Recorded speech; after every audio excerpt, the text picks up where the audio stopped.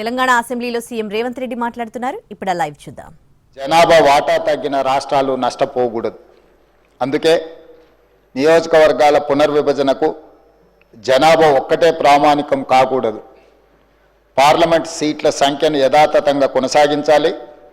రాష్ట్రాన్ని యూనిట్గా తీసుకొని ఇప్పుడున్న నియోజకవర్గాల సరిహద్దుల మార్పులు చేర్పులు చేయాలి.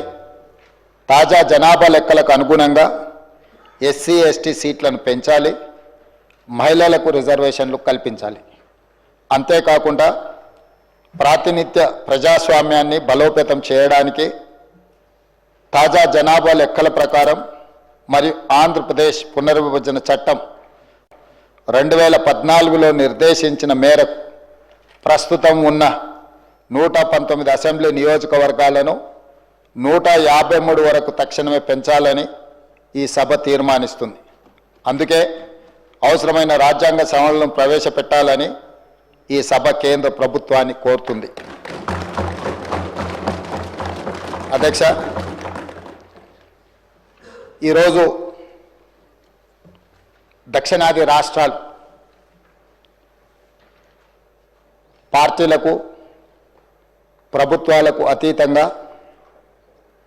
ఈ దక్షిణాది రాష్ట్రాలలో ప్రాతినిధ్యం వహిస్తున్న ప్రజా సంఘాలు ప్రజా హక్కుల కోసం నిరంతరం రాజ్యాంగ విలువలను కాపాడడం కోసం నిరంతరం ప్రయత్నం చేస్తున్న అన్ని శక్తులు సంస్థలు ఒక ఆందోళనకరమైన పరిస్థితుల్లో చిక్కుకున్నాయి. దీనికి ప్రధానంగా ఈ మధ్యకాలంలో కేంద్ర ప్రభుత్వం పార్లమెంటు నియోజకవర్గాల పునర్విభజననే కాదు, పార్లమెంటు నియోజకవర్గాల పెంపుకు సంబంధించిన ప్రక్రియ మీద కూడా మాట్లాడడం మొదలుపెట్టింది. ఈ పార్లమెంటు నియోజకవర్గాల పునర్విభజన కానీ నియోజకవర్గాల పెంపు కార్యక్రమం అనేది జనాభా ప్రాతిపదికన జరుగుతుంది. గతంలో 4 సార్లు నియోజకవర్గాల పునర్విభజన జరిగినప్పుడు జనాభా ప్రాతిపదికన చేపట్టిన నియోజకవర్గాల పునర్విభజన విధి విధానాలే మన రాజ్యాంగంలో మన విధానాలలో పొందుపరచడం జరిగింది. అయితే 1971 జనాభా తర్వాత నియోజకవర్గాల పునర్విభజన అంశం ప్రతిపాదనకు వచ్చినప్పుడు ఆనాటి ప్రధానమంత్రి శ్రీమతి ఇందిరాగాంధీ గారు జనాభా ప్రాతిపదికన నియోజకవర్గాల పునర్విభజన జరిగితే రాష్ట్రాల మధ్యలో అంతరం పెరుగుతుంది, రాష్ట్రాల మధ్యలో సుహృద్భావమైన వాతావరణం చెడిపోతుందన్న ఆలోచనతోనే రాజ్యాంగాన్ని సవరించడం ద్వారా 25 సంవత్సరాలు వివిధ రాష్ట్రాలలో ఉన్న నెంబర్ ప్రకారమే నియోజకవర్గాల పునర్విభజన చేయాలని ఆనాడు చట్టాన్ని సవరించారు. దాంట్లో భాగంగా 543 పార్లమెంటు నియోజకవర్గాలను ఇప్పుడున్న దక్షిణాది రాష్ట్రాలలో కేరళ, తమిళనాడు, పుదుచ్చేరి, తెలంగాణ, ఆంధ్రప్రదేశ్, కర్ణాటక ఈ 6 రాష్ట్రాలలో 130 పార్లమెంటు నియోజకవర్గాలు ఉన్నాయి.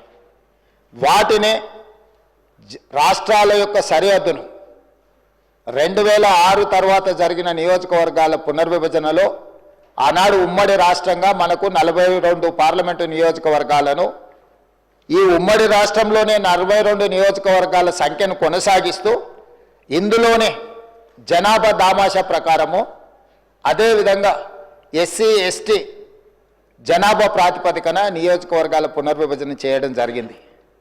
కాబట్టి 2009 ఎన్నికల్లో ఈ దేశంలో జరిగిన పార్లమెంట్ ఎన్నికల్లో 543 ప్రకారమే పార్లమెంట్ ఎన్నికల్లో నిర్వహించుకోవడం జరిగింది. ఆ 42 పార్లమెంటు నియోజకవర్గాలలో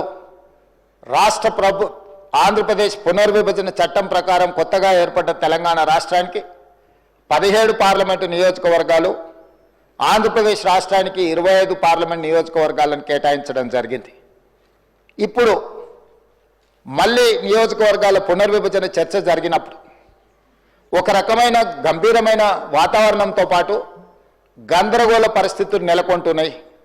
దీనికి సంబంధించి దక్షిణాది రాష్ట్రాలు ఆందోళన నేపథ్యంలో తమిళనాడు రాష్ట్ర ప్రభుత్వం, తమిళనాడు ముఖ్యమంత్రి స్టాలిన్ గారు దక్షిణాది రాష్ట్రాలకు సంబంధించిన అన్ని రాజకీయ పార్టీలతో ప్రజాప్రతినిధులతో ఒక సమావేశాన్ని ఏర్పాటు చేసి